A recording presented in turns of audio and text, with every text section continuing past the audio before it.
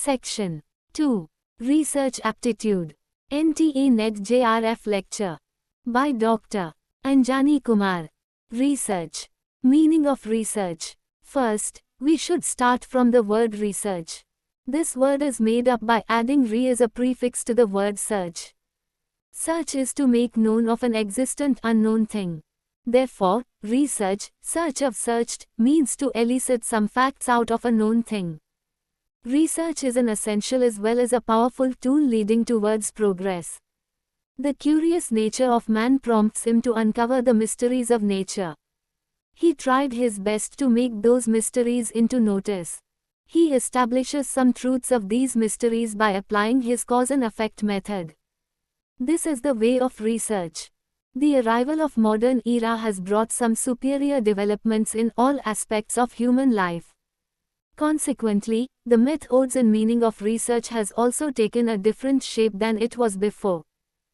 We can summarize the modern meaning of research in following points. Research is an attitude of inquiry, an attempt to elicit facts, a systematic and scholarly application of the scientific method, essentially a state of mind, a friendly, welcoming attitude towards change. Characteristics of research. 1. It is a scientific investigation. Research means to search again. It connotes patient study and scientific investigation. 2. It develops concepts and the theories.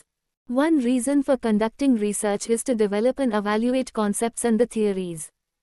3. It expands the limits of knowledge. Basic or pure research attempts to expand the limits of knowledge. It is conducted to verify the acceptability of a given theory or to know more about a certain concept. 4. It cannot be implemented immediately. It does not directly involve the solution to a particular problem, its findings generally cannot be implemented immediately. 5. It is an essential tool for good decision making. The task of educational research is to make the information used in decision making more accurate. Educational research is a managerial tool that provides information essential for good decision making. Research in teaching, training, organizing, or management areas of an institution is within the scope of training research. Educational research reduces the risk of making wrong decisions. It is an aid to management judgment, not a substitute for it. Aims and objectives of research. To discover answers to questions through the application of scientific procedures, its main aim is to find out the truth which is hidden and which has not been discovered as yet. Though each research study has its own specific purpose, we may think of research objectives as falling into a number of following broad groupings. 1. To gain familiarity with a phenomenon or to achieve new insights into it. Exploratory or formulative research studies. 2. To portray accurately the characteristics of a particular individual, situation or a group. Descriptive research studies. 3. To determine the frequency with which something occurs or with which it is associated with something else. Diagnostic research studies. 4. To test a hypothesis of a causal relationship between variables, hypothesis testing research studies. Types of research. Classification I. A general classification differentiates research in three categories. A. Fundamental, also called pure or basic, research. A research, which makes persistent and patient efforts to discover something new to enrich the human knowledge in a fundamental fashion is known as fundamental research. This research helps in developing theories by discovering broad generalization and principles. It is organized through different procedures of research like sampling, hypothesizing facts, etc. It can be experimented in a laboratory. Thus, in a larger perspective, it is discovery and the development of an organized body of scientific knowledge. Fundamental research can take shape in two different ways. Discovery of a new theory. Fundamental research may be entirely new discovery, the knowledge of which has not existed so far. Galileo's or Newton's contributions are fundamental in character as these depended upon their own imagination and scholarship. A. Development of the existing theory. Since theory is always based on assumptions, there often exists enormous scope for altering or formulating new set of assumptions and adding new dimensions to the existing theory. There also exist the possibilities of reinterpretation of the theory that has already been developed. B. Applied research. Fundamental research sets principles and applied research utilizes those principles to know the problems with best possible manner. This type of research is based on the application of known theories and models to the actual operational fields or populations. The applied research is conducted to test the empirical content or the basic assumptions or the very validity of a theory under given conditions. An applied research contributes 1. By providing the kind of convincing evidence of the usefulness of the theory. 2. By utilizing and developing techniques which can also be made to serve so-called basic research. And 3. By providing data and ideas which may speed up the process of generalization. Applied research often takes the form of a field investigation and aims at collecting the basic data for verifying the applicability of existing theories and models in given situation. C. Action research. It is a research through launching of a direct action with the objective of obtaining workable solutions to the given problems. Action research is spread over different phases such as a baseline survey, where all the possible information of research interest is collected to enable the researcher to acquaint himself with the existing or operational situations. This also aims at collecting information from other sources that have direct or indirect bearing on the research program. At the second phase, the planned action is practically launched, and then at the next phase action research carries out periodical assessment of the project. At a subsequent stage, changes, modifications and other improvements are made in the functional aspect of the project, and finally the whole process culminates in the evaluation of the project as a whole. The methods used for this type of research are usually personal interviews method and the survey method. Classification 2. A comparative classification differentiates research in various pairs according to the form and objectives of research. 1. Descriptive vs. Analytical. The fact-finding inquiries and the field surveys are main contents of descriptive research. The major purpose of descriptive research is description of the state of affairs as it exists at present. In social science and business research we quite often use the term ex post facto research for descriptive research studies. The main characteristic of this method is that the researcher has no control over the variables. He can only report what has happened or what is happening. Most ex post facto research projects are used for descriptive studies in which the researcher seeks to measure such items as, for example, frequency of shopping, preferences of people, or similar data.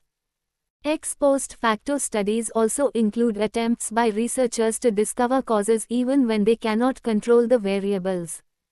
The methods of research utilized in descriptive research are survey methods of all kinds, including comparative and correlational methods. In analytical research, on the other hand, the researcher has to use facts or information already available, and analyze these to make a critical evaluation of the material. 2. Applied vs. Fundamental. Applied and fundamental are the two phases of research. Applied research aims at finding a solution for an immediate problem facing a society or an industrial, business organization, whereas fundamental research is mainly concerned with generalizations and with the formulation of a theory. Research concerning some natural phenomenon or relating to pure mathematics are examples of fundamental research. Similarly, research studies concerning human behavior carried on with a view to make generalizations about human behavior are also examples of fundamental research, but research aimed at certain conclusions, say, a solution facing a concrete social or business problem is an example of applied research. Research to identify social, economic or political trends that may affect a particular institution, or the copy research to find out whether certain communications will be read and understood, or the marketing research or evaluation research are examples of applied research. Thus, the central aim of applied research is to discover a solution for some pressing practical problem, whereas basic research is directed towards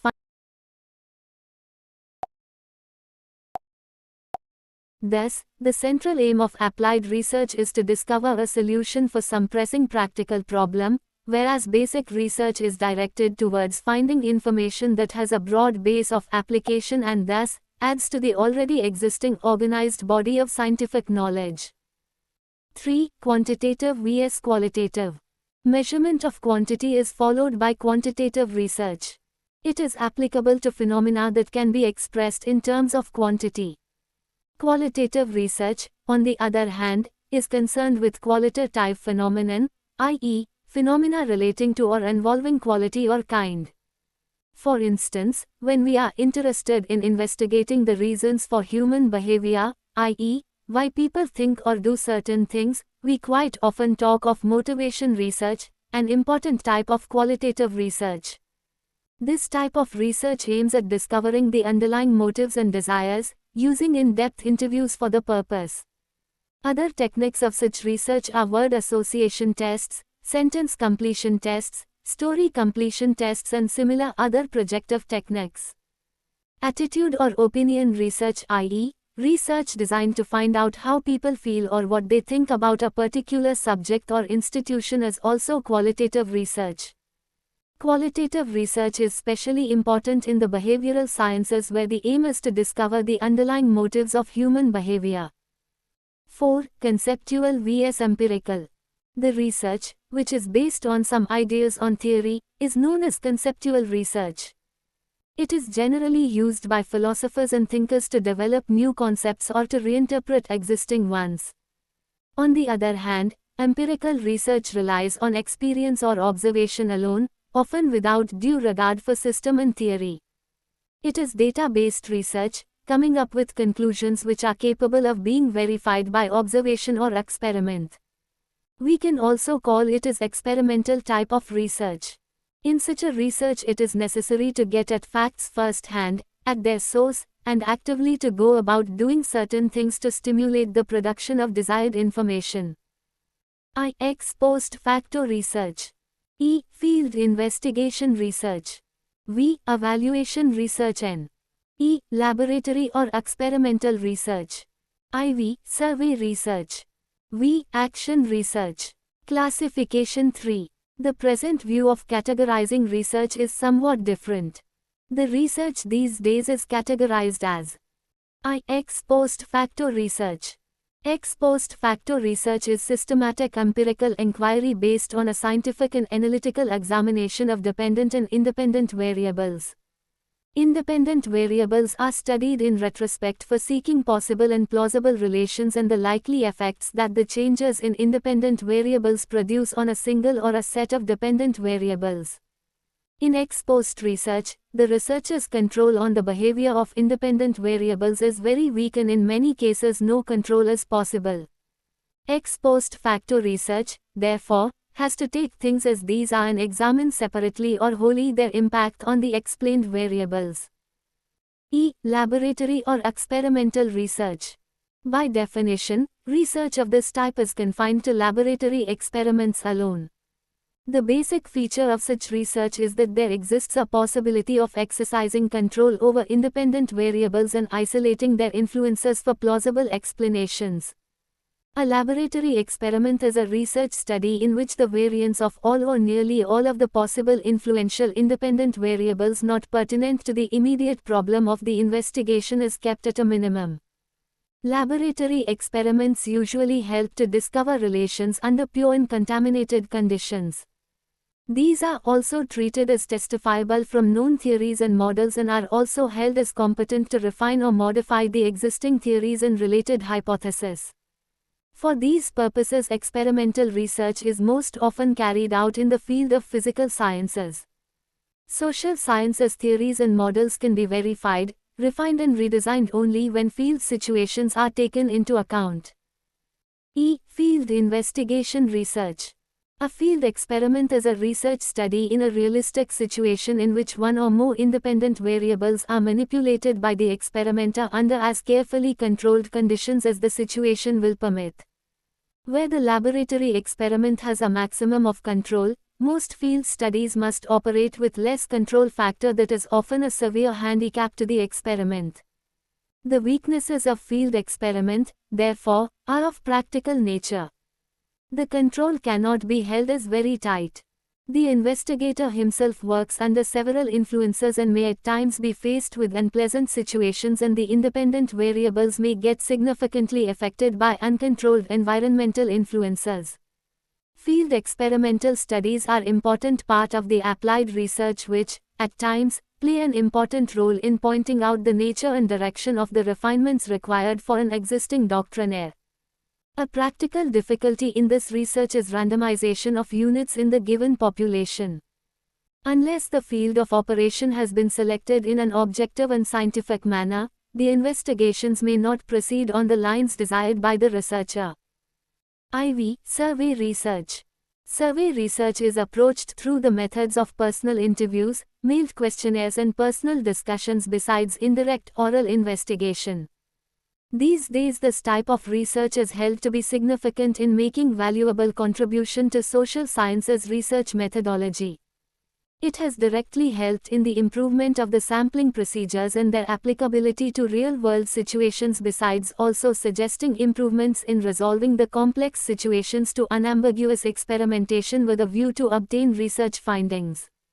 Survey research necessitates a well-designed research program in which objectives are properly framed and the program of activities is scientifically planned till the final research report is prepared.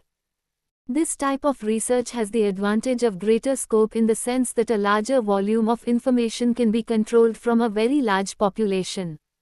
Survey research, no doubt, is more expensive, but the amount and quality of information that is collected makes such investigation very economical. This information is also accurate, of course, within the range of sampling errors because trained and technically knowledgeable personnel are employed for the job. V. Evaluation research. Evaluation research is a product of developmental programming. This type of research is primarily directed to evaluate the performance of the developmental projects and other economic programs that have already been implemented, the objective being to realistically assess the impact of any such programs. The evaluation is carried out with respect to the broader changes and major objectives of a program. The evaluation research is of three types, mainly, 1. Concurrent evaluation, 2. Phasic or periodic evaluation and 3. Terminal evaluation. V. Action research has been already discussed. There are many other kinds of research which are variations of one or more of the above stated approaches, based on either the purpose of research, or the time required to accomplish research, or the environment in which research is done, or on the basis or some other similar factor. From the point of view of time, we can think of research either as one-time research or longitudinal research. In the former case the research is confined to a single time period, whereas in the latter case the research is carried on over several time periods. Research can as well be understood as clinical or diagnostic research. Such research follow case study methods or in-depth approaches to reach the basic causal relations. Such studies usually go deep into the causes of things or events that interest us, using very small samples and very deep probing data gathering devices. The research may be exploratory or it may be formalized. The objective of exploratory research is the development of hypotheses rather than their testing, whereas formalized research studies are those with substantial structure and with specific hypotheses to be tested. Historical research is that which utilizes historical sources like documents, remains, etc. to study events or ideas of the past, including the philosophy or persons and groups at any remote point of time. Research can also be classified as problem-oriented research. A researcher is free to pick up a problem, redesign the inquiry as he proceeds and is prepared to conceptualize as he wishes. Decision-oriented research is always for the need of a decision maker, and the researcher in this case is not free to embark upon research according to his own inclination. Operations research. It is an example of decision-oriented research since it is a scientific method of providing executive departments with a quantitative basis for decisions regarding operations under their control. Research requirements. Planning. The project taken for study should clearly mention its definition and classification of purpose and scope of operation. It should follow the investigation to reveal conditions affecting the achievement of purposes. There should be an analysis to determine the meaning of facts. Any planned scheme brings a good result at its conclusion. Guidance. Guidance cannot be separated from the general life of a research project. It helps the researcher to concentrate on the problems. Guidance is concerned with the selection of the problems. Experts. Research works require experts. Expert means he who is experienced in certain area. He should have thorough knowledge of research. He should be able to guide properly and formulate a well-planned project for work. Training. In research work, trained teachers or researchers work up to their maximum satisfaction. They know how to organize, how to plan and how to implement the project for its completion. Teacher training and training for students leads to maximize educational output. Finance. Education is one of the most important enterprises of a nation.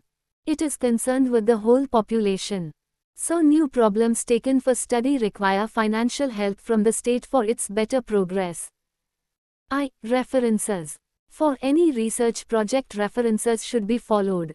It has a great impact in the mind of the researcher. He gathers knowledge of techniques and related observations. This helps him in making a well-planned project for work. A preliminary work done will provide some experiences to a new researcher who will be interested to work more on that particular area. Library. As we all know, library is the treasure of knowledge. It provides large number of materials through books of which quality, quantity and variety are endless. So the researcher should know the ways of writing all these materials in the right ways. Research journals. These days researchers have been made in all fields of life. Any problem coming in economical, social and educational fields of life are taken for its deep study to find out its solution in the national as well as international field. Steps of research. The various steps involved in a research process are not mutually exclusive. Nor they are separate and distinct. They do not necessarily follow each other in any specific order, and the researcher has to be constantly anticipating at each step in the research process the requirements of the subsequent steps. However, the following order concerning various steps provides a useful procedural guideline regarding the research process. 1. Formulating the research problem.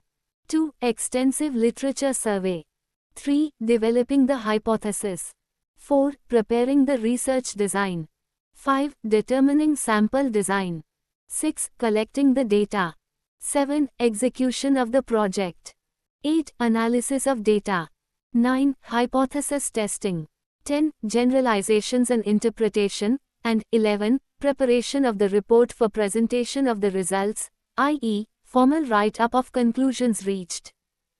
1. Formulating the research problem. There may be two basic natures of research problems, i.e., it may be related either to states of nature or to the relationships between variables. At the very outset, the researcher must single out the problem he wants to study, i.e., he must decide the general aura of interest or aspect of a subject matter that he would like to inquire into. Initially, the problem may be stated in a broad general way, and then the ambiguities, if any, relating to the problem be resolved.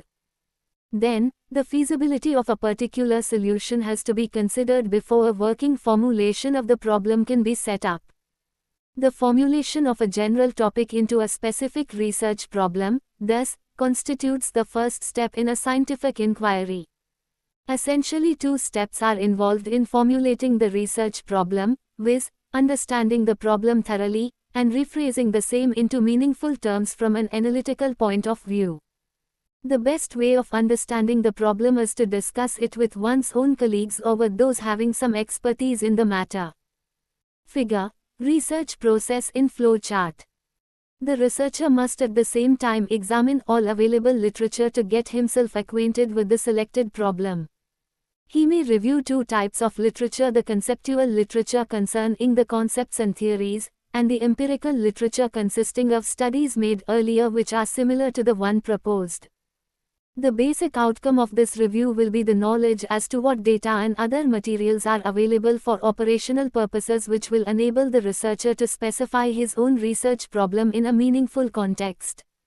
After this, the researcher rephrases the problem into analytical or operational terms, i.e., to put the problem in as specific terms as possible.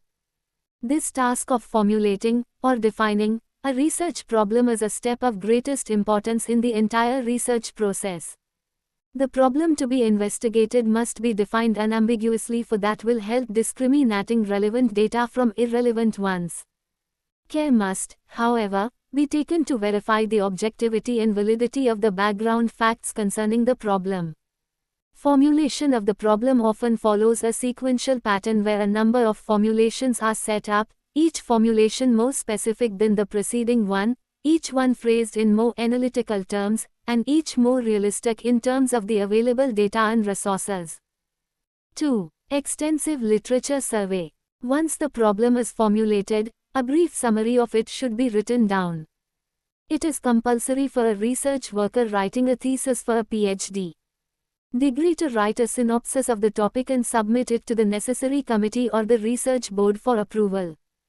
At this juncture, the researcher should undertake extensive literature survey connected with problem. For this purpose, the abstracting and indexing journals and published or unpublished bibliographies are the first place to go to. Academic journals, conference proceedings, government reports, books, etc., must be tapped depending on the nature of the problem. In this process, it should be remembered that one source will lead to another. The earlier studies, if any, which are similar to the study in hand should be carefully studied.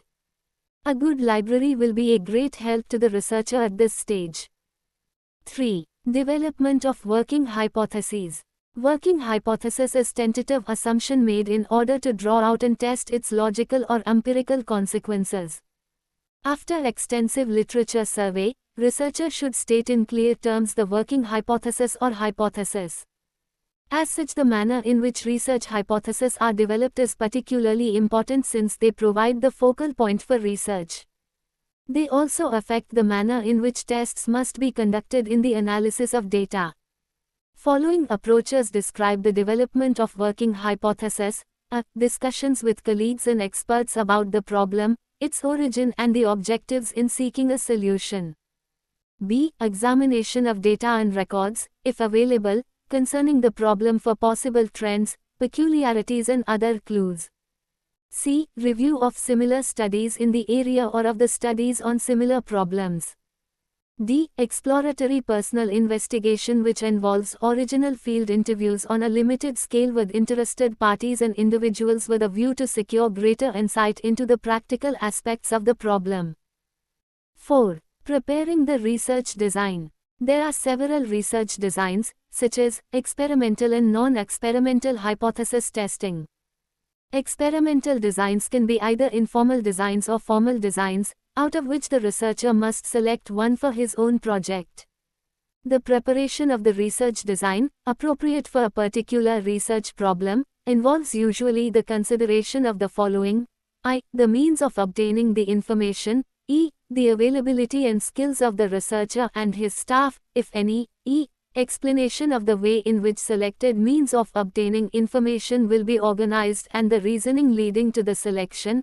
IV. The time available for research. V. The cost factor relating to research, i.e., the finance available for the purpose.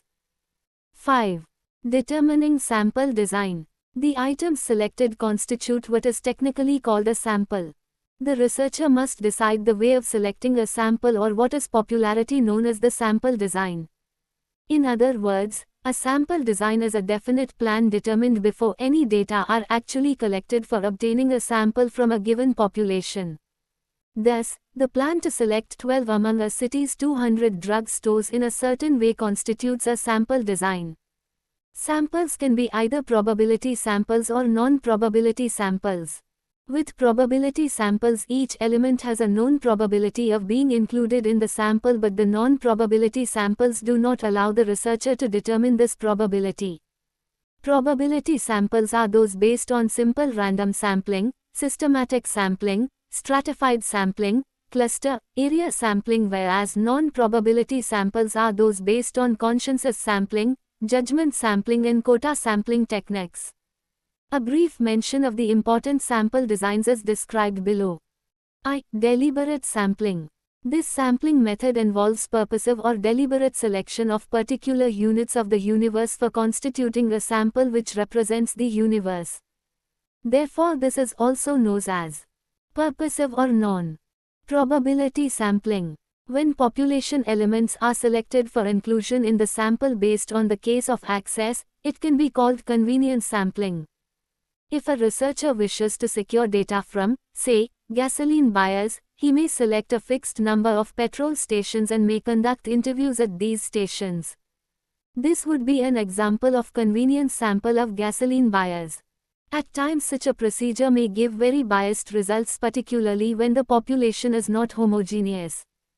On the other hand, in judgment sampling, the researcher's judgment is used for selecting items which he considers as representative of the population. For example, a judgment sample of college students might be taken to secure reactions to a new method of teaching. Judgment sampling is used quite frequently in qualitative research where the desire is to develop hypotheses rather than to generalize to larger populations. Simple random sampling. In this sampling, each and every item in the population has an equal chance of inclusion in the sample, and each one of the possible samples, in case of finite universe, has the same probability of being selected. It is also called proportionate sampling. It is suitable in more homogeneous and comparatively larger groups. For example, if we have to select a sample of 300 items from a universe of 15,000 items, then we can put the names or numbers of all the 15,000 items on slips of paper and conduct a lottery method. Using the random number tables, Tippett's numbers, is another method of random samplacing. To select the sample, each item is assigned a number from 1 to 15,000. Then, 305-digit random numbers are selected from the table. To do this, we select some random starting point and then a systematic pattern is used in proceeding through the table. We might start in the fourth row, second column and proceed down the column to the bottom of the table and then move to the top of the next column to the right. When a number exceeds the limit of the numbers in the frame, in our case over 15,000, it is simply passed over and the next number selected that does fall within the relevant range. Since the numbers were placed in the table in a completely random fashion, the resulting sample is random. This procedure gives each item an equal probability of being selected.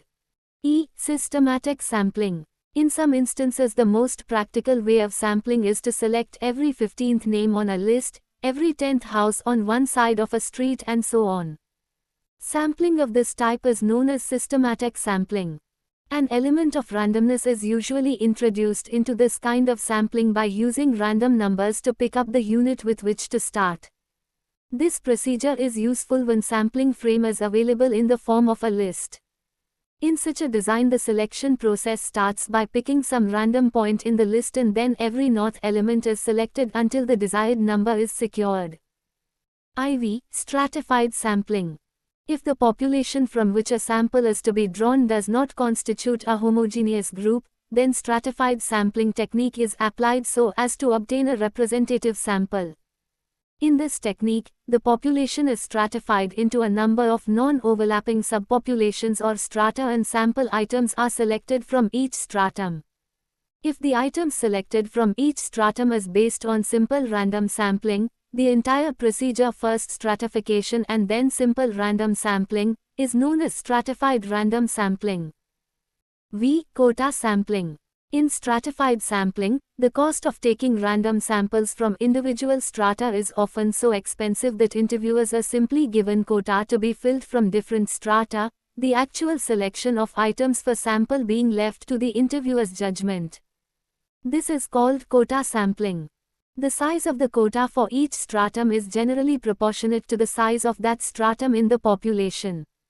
Quota sampling is thus an important form of non-probability sampling. Quota samples generally happen to be judgment samples rather than random samples. Cluster sampling and area sampling. Cluster sampling involves grouping the population and then selecting the groups or the clusters rather than individual elements for inclusion in the sample. Suppose some departmental store wishes to sample its cardholders. It has issued its cards to 15,000 customers. The sample size is to be kept, say, 450. For cluster sampling, the list of 15,000 cardholders could be formed into 100 clusters of 150 cardholders each. 3 clusters might then be selected for the sample randomly. The sample size must often be larger than the simple random sample to ensure the same level of accuracy, because in cluster sampling, procedural potential for order bias and other sources of error is usually accentuated. The clustering approach can, however, make the sampling procedure relatively easier and increase the efficiency of field work, especially in the case of personal interviews. Area sampling is quite close to cluster sampling and is often talked about when the total geographical area of interest happens to be big one. Under area sampling, we first divide the total area into a number of smaller non-overlapping areas, generally called geographical clusters. Then a number of these smaller areas are randomly selected, and all units in these small areas are included in the sample. Area sampling is especially helpful where we do not have the list of the population concerned. It also makes the field interviewing more efficient since interviewer can do many interviews at each location. Multi-stage sampling. This is a further development of the idea of cluster sampling. This technique is meant for big inquiries extending to a considerably large geographical area like an entire country. Under multi-stage sampling, the first stage may be to select large primary sampling units such as states, then districts, then towns, and finally certain families within towns. If the technique of random sampling is applied at all stages, the sampling procedure is described as multi-stage random sampling. Sequential sampling. This is somewhat a complex sample design where the ultimate size of the sample is not fixed in advance but is determined according to mathematical decisions on the basis of information yielded as survey progresses. This design is usually adopted under acceptance sampling plan in the context of statistical quality control. 6. Collecting the data. In dealing with any real-life problem, it is often found that data at hand are inadequate and hence it becomes necessary to collect data that are appropriate.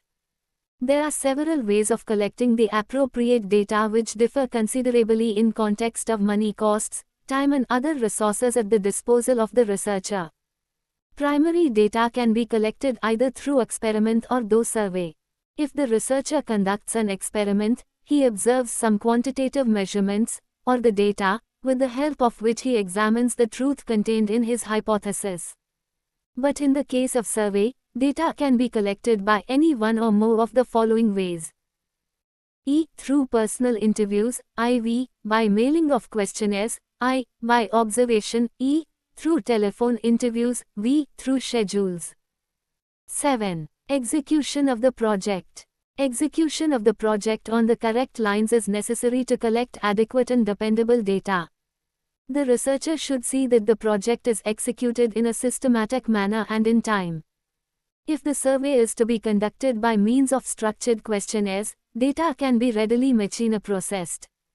In such a situation, questions as well as the possible answers may be coded. If the data are to be collected through interviewers, arrangements should be made for proper selection and training of the interviewer. The training may be given with the help of instruction manuals which explain clearly the job of the interviewers at each step. Occasional field checks should be made to ensure that the interviewers are doing their assigned job sincerely and efficiently. A careful watch should be kept for unlucky path factors in order to keep the survey as much realistic as possible. This, in other words, means that steps should be taken to ensure that the survey is under statistical control so that the collected information is in accordance with the predefined standard of accuracy. If some of the respondents do not cooperate, some suitable methods should be designed to tackle this problem. One method of dealing with the non-response problem is to make a list of the non-respondents and take a small subsample of them, and then with the help of experts vigorous efforts can be made for securing response. 8. Analysis of data. After collection of data, next step is to analyze it. The analysis of data requires a number of closely related operations such as establishment of categories, the application of these categories to raw data through coding, tabulation and then drawing statistical inferences. The unwieldy data should necessarily be condensed into a few manageable groups and tables for further analysis. Thus, researchers should classify the raw data into some purposeful and usable categories. Coding operation is usually done at the stage through which the categories of data are transformed into symbols that may be tabulated and counted. Editing is the procedure that improves the quality of the data for coding. With coding, the stage is ready for tabulation. Tabulation is a part of the technical procedure wherein the classified data are put in the form of tables. The mechanical devices can be made use of at this juncture. A great deal of data, especially in large inquiries, is tabulated by computers. After tabulation, we proceed for analysis work which is based on the computation of various percentages, coefficients, etc., by applying various well-defined statistical formulae. 9. Hypothesis testing. If there is any hypothesis, the next step is to test it. Various tests, such as chi-square test, t-test, f-test, have been developed by statisticians for the purpose. The hypothesis may be tested through the use of one or more of such tests, depending upon the nature and object of research inquiry. Hypothesis testing will result in either accepting the hypothesis or in rejecting it. If the researcher had no hypotheses to start with, generalizations established on the basis of data may be stated as hypotheses to be tested by subsequent researchers in times to come. 10. Generalization and interpretation. If a hypothesis is tested and upheld several times, it may be possible for the researcher to arrive at generalization, i.e., to build a theory. As a matter of fact, the real value of research lies in its ability to arrive at certain generalizations. If the researcher had no hypothesis to start with, he might seek to explain his findings on the basis of some theory. It is known as interpretation. The process of interpretation may quite often trigger off new questions which in turn may lead to further researches. 11. Preparation of the report or the thesis. Finally, the researcher has to prepare the report of what has been done by him. Writing of report must be done with great care, keeping in view the following. 1. The layout of the report should be as follows: I. The preliminary pages, E. The main text, and E. The end matter. In its preliminary pages, the report should carry title and date followed by acknowledgements and foreword. Then there should be a table of contents followed by a list of tables and list of graphs and charts, if any, given in the report. The main text of the report should have the following parts. A. Introduction. It should contain a clear statement of the objective of the research and an explanation of the methodology adopted in accomplishing the research. The scope of the study along with various limitations should as well be stated in this part. B. Summary of findings. After introduction, there would appear a statement of findings and recommendations in non-technical language. If the findings are extensive, they should be summarized. C. Main report. The main body of the report should be presented in logical sequence and broken down into readily identifiable sections. A. Conclusion.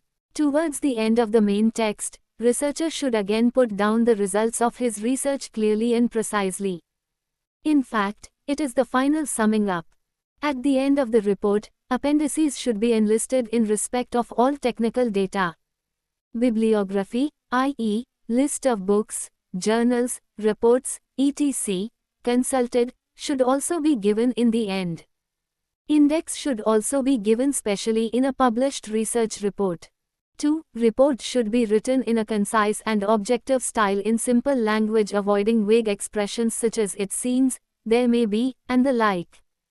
3. Charts and illustrations in the main report should be used only if they present the information more clearly and forcibly.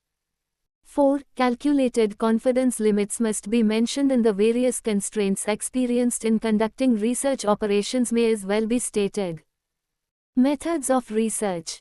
The aim of science is to provide new and useful information in the form of verifiable data, obtained under conditions such that other qualified people can make similar observations and obtain the same results. This task calls for orderliness and precision in uncovering relationships and in communicating them to others. A. Experimental method. The experimental method is a matter of logic, not of location. Even so, most experimentation takes place in special laboratories, chiefly because the control of conditions commonly requires special equipment that is best housed and used in one place. The laboratory is generally located in a university or a research institute of some kind, where it is accessible to scientists who work on a variety of topics. 1. Laboratory. The distinguishing characteristic of a laboratory is that it is a place where the experimenter can carefully control conditions and take measurements in order to discover orderly relationships among variables. A variable is something that can occur with different values. For example, in an experiment seeking to discover the relationship between learning ability and age, both learning ability and age can have different values, learning being either slow or fast and the learner being either young or old. To the extent that learning ability changes systematically with increasing age, we can discover an orderly relationship between them.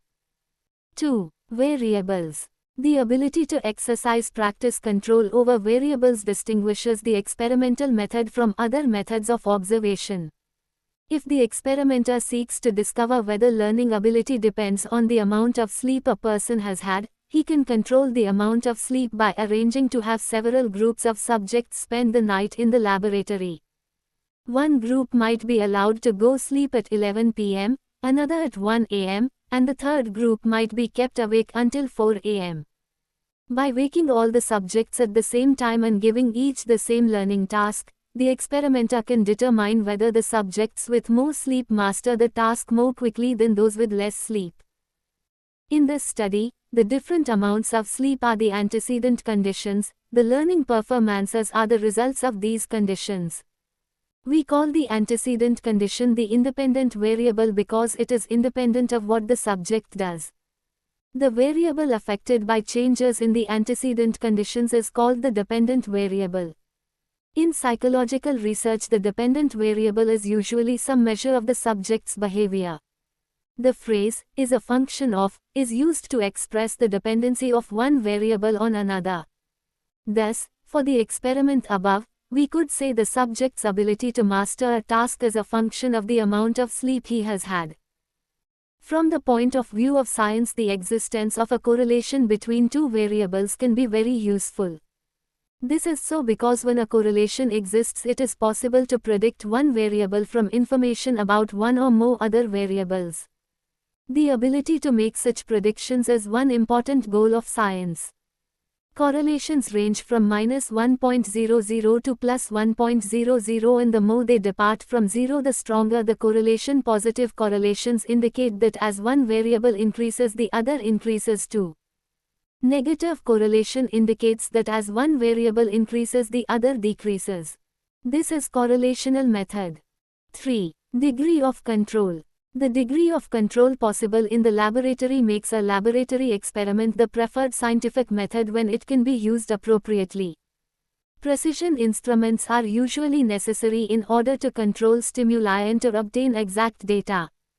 The experimenter may need to produce colors of known wavelengths in vision studies, or sounds of known frequency in audition studies. It may be necessary to expose a pattern in an aperture of a viewing screen for a fraction of a second. With precision instruments, time can be measured in thousandths of a second, and physiological activity can be studied by means of very slight electrical currents amplified from the brain. Thus, the psychological laboratory has audiometers, photometers, oscilloscopes, electronic timers, electroencephalographs, and computers. 4. Value of an experiment. The value of an experiment is not determined, however, by the amount of apparatus used. If the logic of experimentation requires precision apparatus, then such apparatus should be used. If does not, good experimentation can be carried out with pencil and paper procedures. B. Observational method. Careful observation of animal and human behavior, including the study of our own conscious processes, is the starting point of psychology. Observation of chimpanzees in their native environment of Africa may tell us things about their social organization that will help us conduct our laboratory investigations. Study of proliferate tribes reveals the ranges of variation in human institutions, which would go unrecognized if we confined our study to men and women of our own culture. Motion pictures of newborn babies reveal the details of movement patterns shortly after birth and the types of stimuli to which babies are responsive. In making observations of naturally occurring behavior, anecdotes may be substituted for genuine observations, or interpretations for descriptions. We may be tempted, for example, to say that an animal known to have been without food is looking for food, when all we have observed is heightened activity. Investigators must be trained to observe and record accurately in order to avoid projecting their own wishes or biases into what they report. C. Survey method, field studies. Those problems which are difficult to study by direct observation may be studied through the use of questionnaires or interviews. Surveys have been used to obtain information on political opinions, consumer preferences, healthcare needs, and many other topics. The census and exit polls are probably the most familiar surveys. An adequate survey requires a carefully pre-tested questionnaire, a group of interviewers trained in its use, a sample carefully selected to ensure that the respondents are representative of the population to be studied, and appropriate methods of data analysis and reporting so that the results are properly interpreted. The data can be collected in a number of ways like personal interview, mail questionnaire, panel technique and telephone survey. Personal interview. A direct conversation between the interviewer and the respondent is held with a view to elicit some information from the latter. There are 3 necessary conditions for a successful personal interview. Accessibility, that is, the information required be such that the respondent be able to convey it to the interviewer. Cognition, by which is meant the understanding on the part of the respondent of what is required of him and what types of information are required. Motivation of the respondent. The respondent must be motivated to give accurate answers because a distorted answer is no better than no answer at all. There are many sources of interviewers' errors, particularly their personal bias and influence, which tend to lower the reliability and the validity of the survey. Mail questionnaire. This method is commonly used in educational and sociological researches. As its name implies, the questionnaire consisting of several items designed to elicit the required information is prepared and mailed to the respondent with the request to return it after answering all the items. Through the use of mail questionnaires, a widely scattered population can be surveyed rapidly and with less expenditure. A mail questionnaire easily avoids many problems associated with the use of the interviewers. The main problem is the non-response from the respondent. Panel technique. In this, the re-interview design is used and the same sample is interviewed more than once. The panel technique has 2 advantages. First, the panel technique enables the investigator to know how the various factors bring changes through time in the attitudes of the sample being studied. Second, when the same sample is interviewed twice, or more than twice, it becomes a more sensitive and an accurate measure of change than when 2 different samples from the same population are tested. The panel techniques has, however, 2 important limitations. First, in the panel survey, a loss of the sample being studied may occur. The loss may occur due to any of the 3 factors, namely, death, refusal to be re-interviewed, and moving from one place to another. Second, re-interviewing sometimes lends to sensitize the sample to the extent that the individuals refuse to give the desired response and may act as if they are no longer representatives of the population to which they belong. Telephone survey. It is a rare form of survey research. In this survey, the responder is interviewed by the investigator on telephone. This type of survey has the advantage of being quick and speedy in collecting information about the respondents. But the technique has several disadvantages. When the respondents do not know the investigator, they usually do not cooperate and answer only simple and straightforward questions. D. Case studies. Case studies, also known as case reports, are analyses of persons, events, decisions, periods, projects, policies, institutions, or other systems that are studied holistically by one or more methods. The case study is common in social sciences and life sciences. Rather than using samples and following a strict set of rules to examine limited number of variables, case study methods involve an in-depth, longitudinal examination of a single instance or event, a case. They provide a systematic way of looking at events, collecting data, analyzing information, and reporting the results. As a result, the researcher may gain a sharpened understanding of why the instance happened as it did, and what might become important to look at more extensively in future research. Case studies lend themselves to both generating and testing hypotheses. Test method. This method is used to measure all kinds of abilities, interests, attitudes, and accomplishments. Tests enable the psychologist to obtain large quantities of data from people with minimum disturbance of their living routines and without elaborate laboratory equipment. A test essentially presents a uniform situation to a group of people who vary in aspects relevant to the situation, such as intelligence, manual dexterity, anxiety, and perceptual skills. An analysis of the results then relates variations in test scores to variations among people. Test construction and use are, however, no simple matters. They involve many steps in item preparation, scaling, and establishing norms. Research ethics. In most research studies, three parties are involved: the researcher, the user, and the subject. The interaction of each of these parties with one or both of the other two parties identifies a series of ethical issues. A number of questions arise because researchers believe they have the right to seek information, and subjects believe that they have a certain right to privacy. Just as there are ethical aspects concerning all human interaction, there are some ethical questions about business research. Some of the code of ethics to be followed by the researchers are as given below. Researchers should maintain high standards to ensure that the data are accurate. Researchers should not intentionally try to prove a particular point. Researchers should ensure that the data have been scientifically investigated and his findings are totally objective. Researcher should not misrepresent the statistical accuracy of the data, nor should he overstate the significance of the results by altering the findings. Researcher should ensure that privacy and anonymity of the respondents are preserved.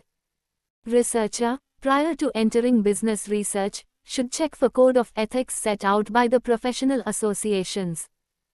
Reliability and validity. Reliability. Reliability is the extent to which an experiment, test, or any measuring procedure yields the same result on repeated trials.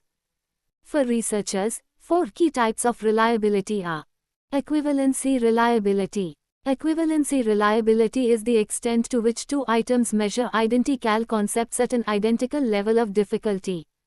Equivalency reliability is determined by relating two sets of test scores to one another to highlight the degree of relationship or association.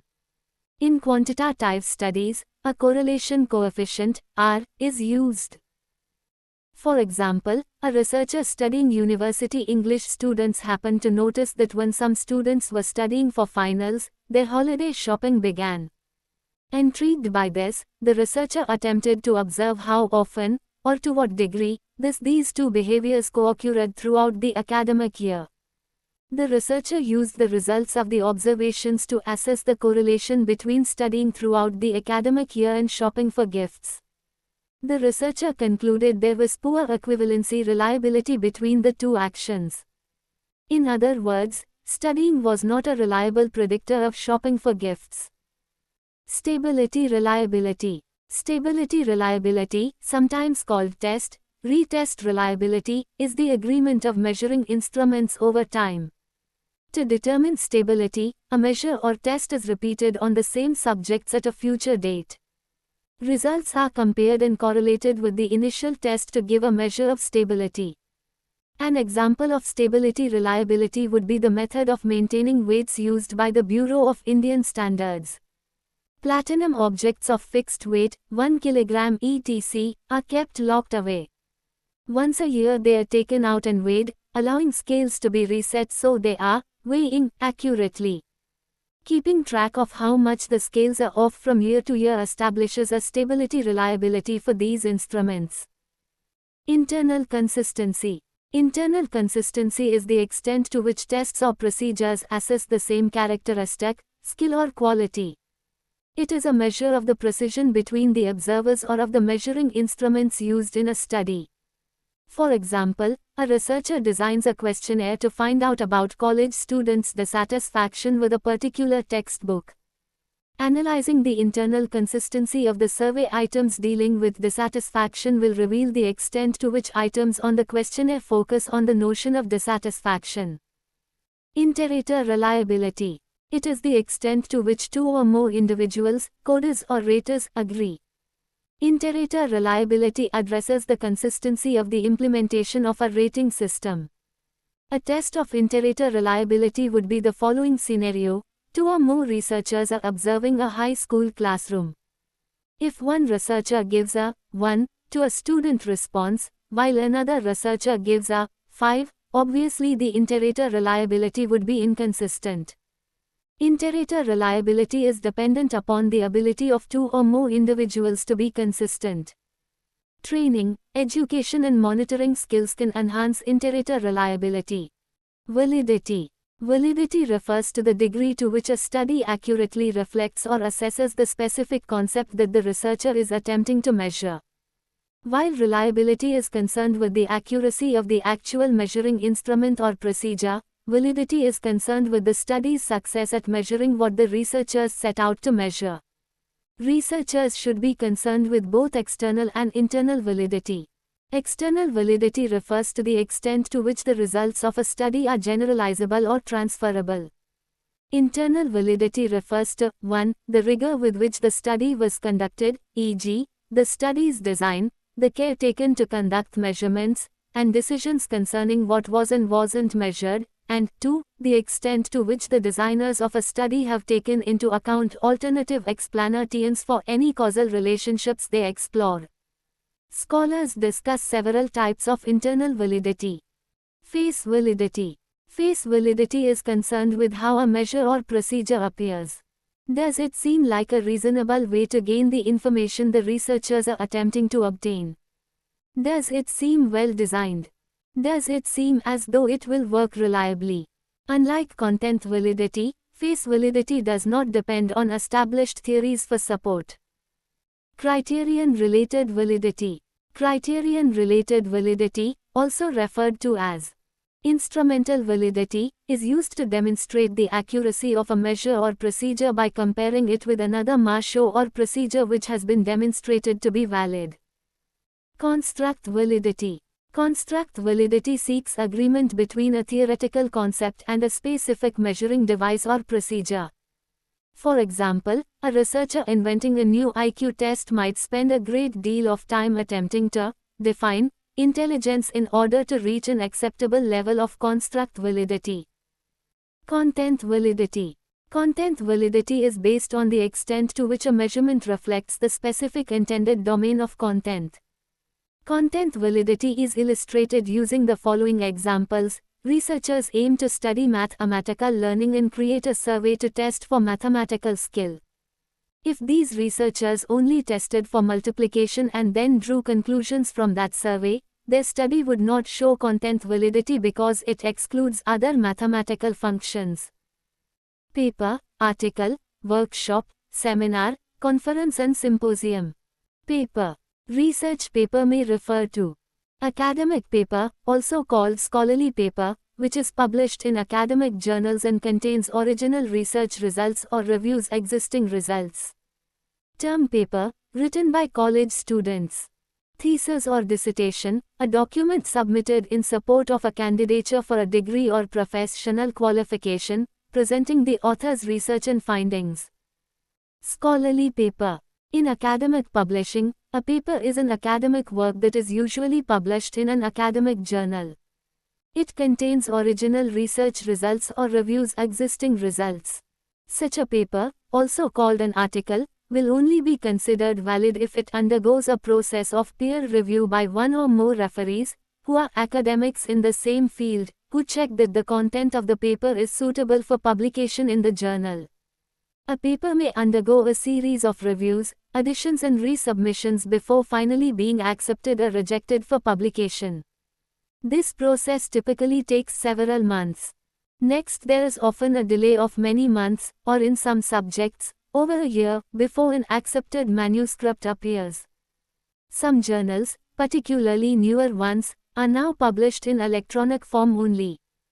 Paper journals are now generally made available in electronic form as well, both to individual subscribers and to libraries. Term paper. A term paper is a research paper written by students over an academic term. Term papers are generally intended to describe an event, a concept, or argue a point. A term paper is a written original work discussing a topic in detail, usually several typed pages in length, and is often due at the end of a semester session. There is much overlap between the terms research paper and term paper. The phrase term paper was originally used to describe a paper, usually a research-based paper, that was due at the end of the term, either a semester or session, depending on which unit of measure school used. Common usage has term paper and research paper as interchangeable, but this is not completely accurate. Not all term papers involve academic research, and not all research papers are term papers. In the present day, an entire industry has sprung up to provide plagiarized, pre-written, or custom-written term papers to students. Use of such papers is frowned upon by educators and administrators, and submission of these works is considered plagiarism, and grounds for disciplinary action on the basis of academic dishonesty. Thesis. A dissertation or thesis is a document submitted in support of candidature for an academic degree or professional qualification presenting the author's research and findings. In some countries, universities, the word thesis or a cognate is used as part of a bachelor's or master's course, while dissertation is normally applied to a doctorate, while in others, the reverse is true. The word dissertation can at times be used to describe a treatise without relation to obtaining an academic degree. The term thesis is also used to refer to the general claim of an essay or similar work. Article. A research article reports the results of original research, assesses its contribution to the body of knowledge in a given area, and is published in a peer-reviewed scholarly journal. A given academic field will likely have dozens of peer-reviewed journals. For university professors, publishing their research plays a key role in determining whether they are granted tenure. Once, research articles had only a limited audience consisting mainly of other scholars and graduate students. Today, websites such as Google Scholar and the proliferation of electronic academic journals have broadened the potential audience for research articles. Features. Research articles generally consist of the following components: a title and abstract, an introduction, a methodology, results, discussion, and references. Before they are published, the editor of the journal to which the manuscript was submitted sends it to experts in the same field for review. These scholars will review the article for, among other things, the appropriateness of its methodology and its relevance to the field. They may suggest revisions. The peer review process is lengthy.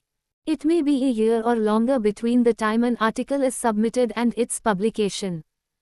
Title and abstract. The title and abstract are key factors in determining whether the entire article will be read. A title should be descriptive, giving the reader an idea of the focus of the study. Because the internet has made it possible to access so many research articles online, a title should contain enough keywords for an interested reader to find the article. The abstract, meanwhile, serves as a mini summary of the study. Many readers will review the abstract and, based on the findings, will decide whether to read the entire article. Introduction. The introduction of a research article should state the problem being studied and the reason for the study. To place the research in proper context, the introduction should contain a brief summary of the previous research in the area covered by the study. This literature review should include references, which should be listed in the references section at the end of the article. By presenting an overview of the previous research, the article's authors can explain how the study presented in the article will contribute to and advance the body of knowledge. Methods. This section of the research article should outline the methodology the authors used in conducting the study. Including information on methods used allows readers to determine whether the study used appropriate research methods for the question being investigated. It also makes it possible for other researchers to replicate the study and see if they obtain the same results. Results. The results section will present the data. It is easy to confuse the results section with the discussion section that follows, in which the article's author interprets the results of the study. The results section should only report the results from the data analysis, regardless of whether the study is qualitative or quantitative. Discussion. The discussion section presents an interpretation of the results of the study. The authors will summarize the findings and assess them in the larger context of the existing knowledge, pointing out the ways in which their findings relate to those from prior studies. Any unusual or unexpected results will be discussed in this section as well. Finally, the authors will consider the larger theoretical implications of the study's results. Citations. The citations, references, come at the end of the article and should list all books, articles, and other resources used and cited in the article. The references, and the entire article, should be written in the appropriate style. Conference and workshop. A conference is an organized gathering for researchers to present and discuss their work. Together with academic or scientific journals, conferences provide an important channel for exchange of information between researchers. Conferences are usually composed of various presentations. They tend to be short and concise, with a time span of about 10 to 30 minutes. Presentations are usually followed by a discussion. The work may be bundled in written form as academic papers and published as the conference proceedings. Usually a conference will include keynote speakers, often scholars of some standing, but sometimes individuals from outside academia. The keynote lecture is often longer, lasting sometimes up to an hour and a half, particularly if there are several keynote speakers on a panel. In addition to presentations, conferences also feature panel discussions, roundtables on various issues and workshops. Prospective presenters are usually asked to submit a short abstract of their presentation, which will be reviewed before the presentation is accepted for the meeting. Some disciplines require presenters to submit a paper of about 6 to 15 pages, which is peer-reviewed by members of the program committee or referees chosen by them. In some disciplines, such as English and other languages, it is common for presenters to read from a prepared script. In other disciplines such as the sciences, presenters usually base their talk around a visual presentation that displays key figures and research results. A large meeting will usually be called a conference, while a smaller is termed a workshop.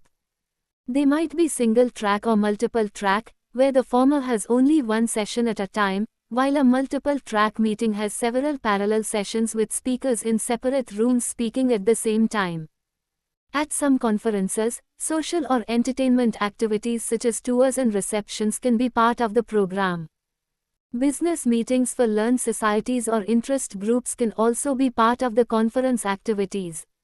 The larger the conference, the more likely it is that academic publishing houses may set up displays. Large conferences also may have a career and job search and interview activities. Academic conferences fall into three categories: the themed conference, the general conference, the professional conference. The themed conference, small conferences organized around a particular topic. The general conference, a conference with a wider focus, with sessions on a wide variety of topics. These conferences are often organized by regional, national, or international learned societies, and held annually or on some other regular basis. The professional conference, large conferences not limited to academics but with academically related issues. Increasing numbers of amplified conferences are being provided which exploit the potential of Wi-Fi networks and mobile devices in order to enable remote participants to contribute to discussions and listen to ideas. Organizing an academic conference. Conferences are usually organized either by a scientific society or by a group of researchers with a common interest. Larger meetings may be handled on behalf of the scientific society by a professional conference organizer or PCO. The meeting is announced by way of a call for papers or a call for abstracts, which lists the meeting's topics and tells prospective presenters how to submit their abstracts or papers. Increasingly, submissions take place online using a managed service such as Community of Science or Oxford Abstracts. Plenary session. A plenary session, with a plenary speech or plenary talk, is a phrase often used in conferences to define the portions of the conference when all members of all groups are invited to attend. Plenary sessions are typically scheduled both near the start of a conference and in the latter half, but not typically at the final hour, due to many attendees leaving before the last day. Various prominent speakers often give opening plenary speeches at the start of a conference, or closing plenary speeches in the final plenary session. During those sessions, typically all other activities are suspended, or exhibit halls closed, to allow everyone to attend the plenary talks or sessions. These sessions may contain a broad range of content from keynote speeches to panel discussions and are not necessarily related to a specific style of delivery. Colloquium. A colloquium is an academic meeting or seminar usually led by a different lecturer and on a different topic at each meeting. Congress. Congress is an alternative name for a large national or international academic conference. For instance, the World Congress on Men's Health (WCMH) is an annual meeting on men's medical issues. Convention. A convention, in the sense of a meeting, is a gathering of individuals who meet at an arranged place and time in order to discuss or engage in some common interest. Conventions are often planned and coordinated, often in exacting detail, by professional meeting and convention planners, either by staff of the convention's hosting company or by outside specialists. In the technical sense, a convention is a meeting of delegates or representatives. Seminar. A seminar is, generally, a form of academic instruction, either at an academic institution or offered by a commercial or professional organization. It has the function of bringing together small groups for recurring meetings, focusing each time on some particular subject, in which everyone present is requested to actively participate. This is often accomplished through an ongoing Socratic dialogue with a seminar leader or instructor, or through a more formal presentation of research. Normally, participants must not be beginners in the field under discussion. At US and Canadian universities, seminar classes are generally reserved for upper-class students, although at UK and Australian universities seminars are often used for all years. The idea behind the seminar system is to familiarize students more extensively with the methodology of their chosen subject and also to allow them to interact with examples of the practical problems that always occur during research work. It is essentially a place where assigned readings are discussed, questions can be raised and debates can be conducted. It is relatively informal, at least compared to the lecture system of academic instruction. Symposium. In ancient Greece, the symposium was a drinking party. In today's parlance, a symposium is a meeting or conference for discussion of a topic, especially one in which the participants form an audience and make presentations. Symposium refers to any academic conference, or a style of university class characterized by an openly discursive format, rather than a lecture and question-answer format. The term symposium has come to refer to any event where multiple speeches are made. In a symposium, group discussion on the related topic takes place between the galaxies of speakers and there is a mediator who coordinates the discussion. After the discussion, the audience can ask questions via slip through the mediator. Thesis writing. Thesis writing is the final stage of the research. It provides the achievement of detailed knowledge over the problems. When a researcher takes a problem for study, he finds modifications of his study. He applies some new techniques. There are three types of researchers who take their study in different ways. The postgraduates take there for the partial fulfillment. The doctoral degree also takes researchers and professional research workers like scientists, sociologists, psychologists and anthropologists take their study for the achievement of detailed knowledge over the problems. Characteristics of thesis. It has following characteristics. 1. It is the final stage of the research. 2. It provides overall view and solution to the problem. 3. It provides all the elements of the project taken for study to other researchers. 4. It bears the total summary of the work. 5. It satisfies all its researchers by providing partial or detailed knowledge over their problems. Benefits of thesis writing. 1. The investigator classifies and systematizes his work. 2. The other researchers also may follow the same principle. 3. The students and the educators who could make use of the findings of the investigation. Considerations in thesis writing.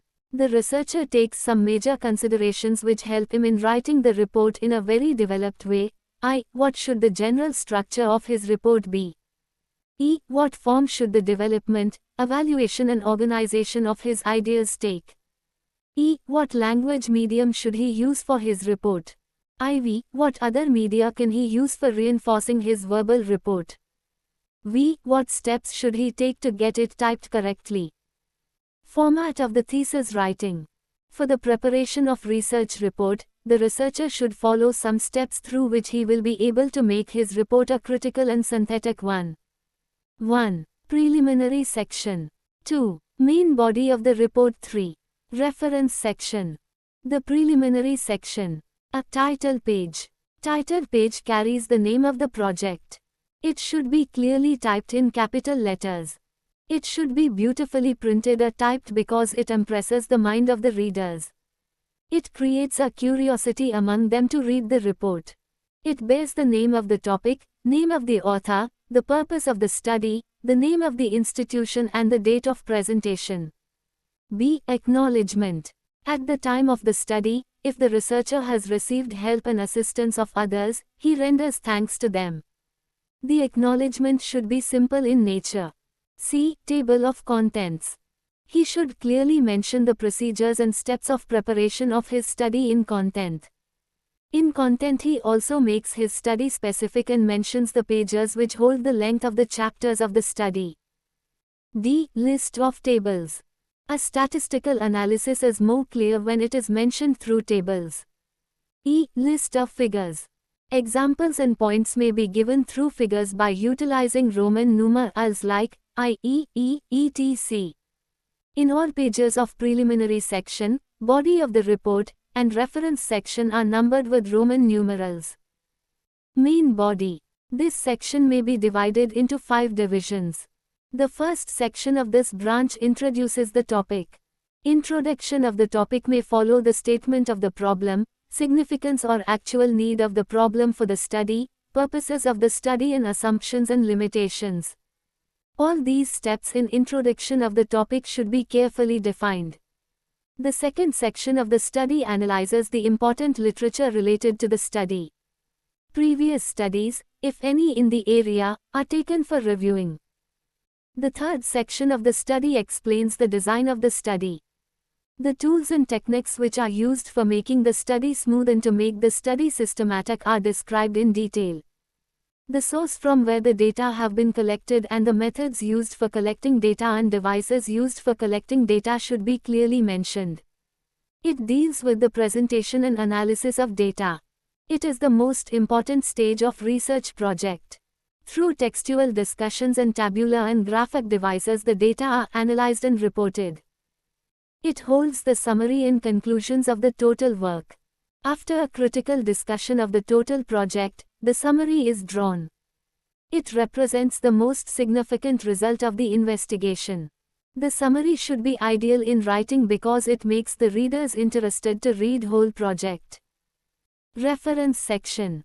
A reference section of the study occupies a very important place in the research study. Reference followed at the time of study should be arranged in bibliography alphabetically. The title of the author is listed first. The short statement on references should be given for the clear understanding and the actual usefulness. B. Appendix is preceded by a sheet containing the word appendix capitalized and centered on the page. Tables and data, questionnaires, tests and other data gathering devices may be placed in the appendix. C. Footnotes are very essential in report writing. The researcher should give the required explanations and references through footnotes which will help other researchers to follow. These are placed at the bottom of the page. Medium of the report. Research reports make use of two kinds of media, verbal and language. 1. Verbal means language. 2. Illustrations. Verbal means language.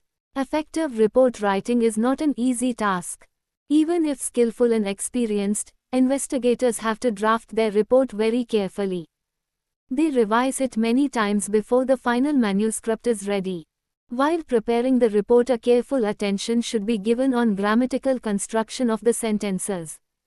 The use of words and expressions should be properly organized and errors of spellings, abbreviations, capital letters, quotation marks should be properly watched. Illustrations. Maps, charts, diagrams, graphs, tables should be placed properly. There must be explanations of purpose of giving illustrations. Typing of report. A. Typing of the report is very important. After writing the manuscript by the researcher, it should be typed well. When the whole work will be typed, at that time the researcher should take the following steps into account.